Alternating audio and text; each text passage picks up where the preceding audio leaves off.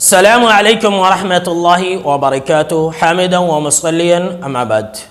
قربانی کے احکام و مسائل میں ناظرین کرام ایک بار پھر میں کچھ مخصوص اور اہم مسائل کو لے کر کے حاضر ہوا ہوں۔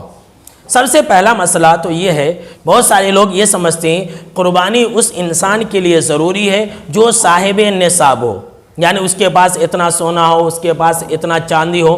یہ تفریق لگاتے ہیں، یہ بالکل جھوٹی بات ہے۔ قرآن اور حدیث میں ایسی کوئی شرط نہیں ہے، یہ لوگوں نے اپنے طرف سے بنا لیا ہے کہ جو صاحب نصاب ہوگا اسی کے اوپر قربانی ضروری ہے۔ بالکل غلط بات ہے۔ جس کو اللہ رب العالمین نے طاقت دیا ہے، جو انسان ایک جانور خرید سکتا ہے، جو انسان ایک حصہ دے سکتا ہے، آرام سے وہ قربانی کر سکتا ہے۔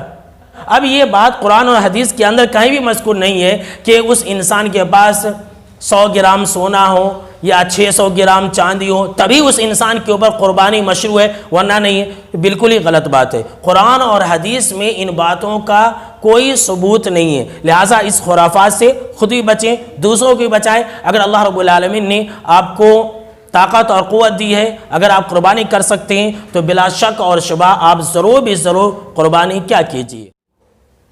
اس کے بعد دوسرا مسئلہ اس سلسلے میں وہ یہ ہے کہ بہت سارے لوگ قربانی کے جانور کو ذبح کرنے سے پہلے قربانی کے جانور کو وضو کراتے ہیں، اور بہت سارے لوگ قربانی کے جانور کو اپنے گھر کے اندر پھراتے ہیں، اور بہت سارے لوگ تو ایسے ہیں کہ جو جان بوجھ کر کے قربانی کے جانور کو اپنے بیچ گھر میں ذبح کرتے ہیں۔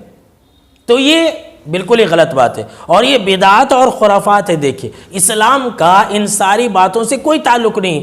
ایسا کہیں بھی کسی بھی حدیث کے اندر یہ بات موجود نہیں ہے کہ قربانی کے جانور کو وضو کرانی چاہیے، قربانی کے جانور کو غسل دینی چاہیے۔ یہ لوگوں نے اپنی طرف سے گڑھ لیا ہے۔ اسی طرح سے تیسرا مسئلہ وہ یہ ہے، جو لوگوں نے اپنی طرف سے گڑھ لیا ہے، بہت لمبی دعائیں کرتے ہیں۔ قربانی کا جب جانور ذبح کرتے ہیں، ذبح کرنے سے پہلے جو ذبح کرنے والا ہوتا ہے وہ جانور کے پاس ٹھہر کر کے ہاتھ اٹھا کر کے خوب لمبی دعائیں کرتا ہے۔